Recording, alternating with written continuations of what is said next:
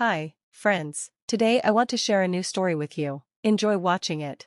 The office was busy with phones ringing and people typing away. I was going through some papers, focused on my work. The morning rush had left me little time for anything else, and I was thinking about the deadlines and meetings ahead. Just as I was getting into the groove, there was a sudden knock on the door. I looked up to see my assistant, Emily, standing in the doorway, looking nervous. "Lucia, someone is here to see you," she said, speaking quietly and urgently. I was confused. I couldn't remember any scheduled meetings, but before I could ask, Emily stepped aside, letting a woman enter. She was young and confident, with sharp features and intense blue eyes that made me uncomfortable. Her presence felt tense, almost like she was mad. "Can I help you?" I asked, trying to sound calm even though I felt uneasy. Without wasting time, the woman started talking fast. "I'm Amber," she said, her voice firm. "I'm here to tell you to stay away from Nicholas." I was confused. Nicholas? The name rang a bell, but I couldn't understand why she was saying this. "He's my husband," Amber continued, her words sharp, "and he doesn't belong to you." My heart dropped. Nicholas, my husband? What was she talking about? "I don't understand," I said quietly. "What do you mean?" Amber didn't stop. She told me how Nicholas had been lying to me, cheating with her. As I listened, I felt like my world was falling apart. Amber sat down and told me more. She said Nicholas had told her he loved her but couldn't leave me because of my illness.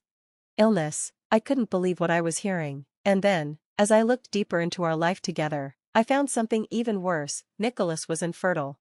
"Infertility," I whispered. "Nicholas is infertile." The truth hit me hard. All these lies, all this time, Nicholas had been hiding things from me, and now, Amber's words made everything clear. "He lied to me," I said, shaking with anger. "He lied." But Amber didn't seem bothered. She just stared at me coldly. I couldn't ignore it anymore. I had to face Nicholas. I had to get the truth. I left the office and went home. When I walked in, I found Nicholas sitting on the couch. He looked surprised when he saw me. "We need to talk," I said firmly. He looked at me, his face guarded. "It's not what you think," he said, his voice strained. "I can explain." But I didn't want explanations. I needed the truth. I was tired of the lies. "I don't want your excuses," I said. "I just want the truth." For a moment, Nicholas looked like he might tell me something real, but it was too late. The damage was done. Our marriage was broken. I decided it was time to end it. I told Nicholas to leave. As he packed his things, I knew it was the right choice, even though it hurt. I watched Nicholas leave, feeling both sad and relieved. Our marriage had ended in betrayal, but I refused to let it control me. It was time to move on, rebuild my life, and find hope for the future. After everything that had happened, I felt the need to leave our house, to escape the weight of his betrayal. I needed peace and decided to find it by the sea. The beach stretched out before me, golden sand glowing under the setting sun. Each step I took toward the water felt like the burden lifting off my shoulders. The salty breeze cleared my mind of doubts and sadness. As I walked along the shore, I found a quiet cove, hidden away from the world. The sound of the waves was calming, and for the first time in a long while, I felt truly at peace. The sea's rhythm washed away my worries. But as the sun set, painting the sky with golden and pink hues, loneliness crept in. Even though I felt calm by the sea, I wished someone could share it with me. Then, in the twilight, I noticed a man standing by the waves. His laughter floated on the breeze, carefree and full of life. Curiosity pulled me toward him as he called out, "Hey there, want to join me?" I hesitated, but something about his smile made me walk toward him. As our paths met near the water, I felt a small spark of hope. Perhaps this moment could lead to something new. "Hi, I'm Harris," he said, smiling warmly as he extended his hand. "I'm Lucia," I replied, smiling back, feeling something special. We spent hours talking and laughing, sharing stories as the sun disappeared and the stars began to shine. It felt like something extraordinary was starting between us. As we said goodbye that night, I felt excited about seeing him again. It was the start of something new, and I knew my life was changing. In the days that followed, Harris and I grew closer. We explored the beach, shared adventures, and laughed late into the night. There was a deep connection between us, something beyond just the beauty of the ocean. Harris became my soulmate, someone who understood me completely. As our bond grew, so did our love. In the peace of the sea, we promised to always love each other. "Lucia, I never believed in love at first sight until I met you." Harris whispered as he took my hand. I didn't know what true love was until I met you, I replied, feeling overwhelmed with emotion. Harris then surprised me with a small velvet box, opening it to reveal a sparkling ring. Lucia, will you marry me? He asked. Tears filled my eyes as I nodded, slipping the ring on my finger. In that moment, I knew I had found my true home with him. We were married soon after, surrounded by family and friends. After our wedding, we traveled the world together, exploring new places and cultures. From Tokyo to Venice, every moment was unforgettable.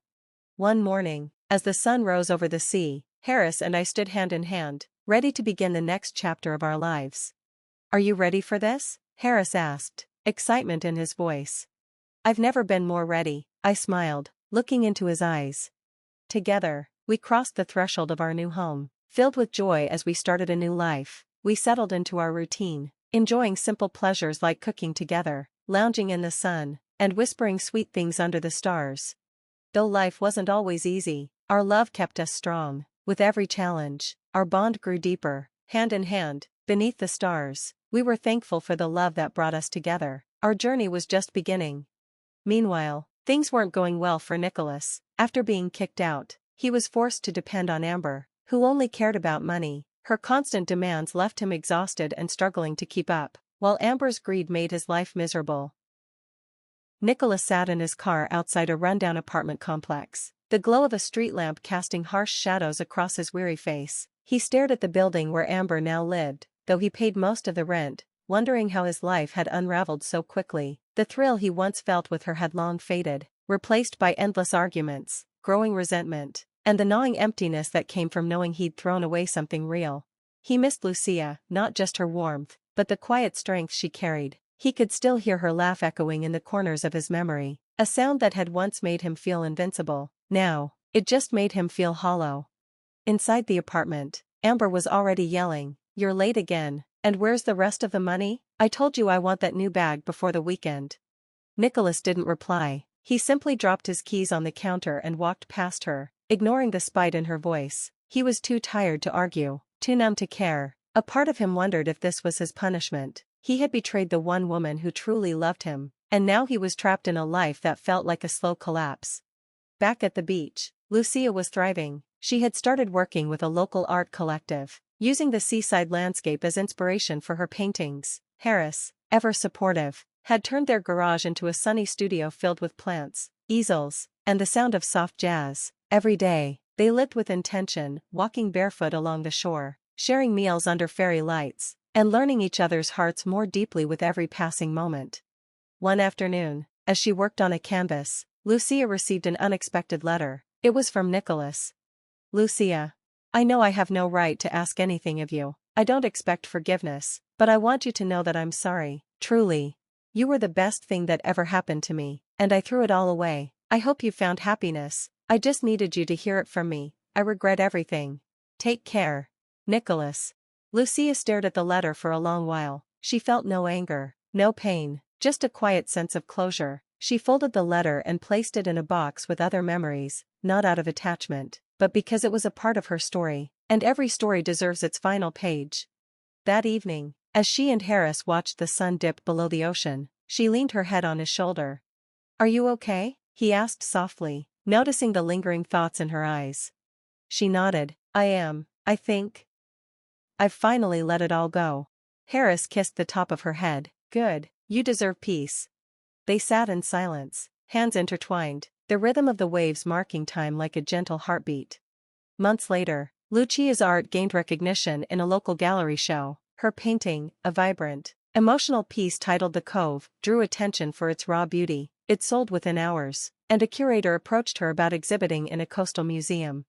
Her success didn't change her. If anything, it deepened her gratitude. She and Harris continued their quiet, beautiful life, planting flowers in their backyard, reading books aloud, and planning weekend trips to nearby islands. Their love remained steady, like the tide, sometimes gentle, sometimes wild, but always returning. As spring turned to summer, Lucia stood at the edge of the sea once more, her toes sinking into the wet sand. This place, once her refuge, had become her sanctuary. She was no longer the woman shattered by betrayal. She was whole, healed, and wildly in love. And as Harris wrapped his arms around her from behind, She smiled, not because life was perfect, but because it was real, and she wouldn't trade it for anything.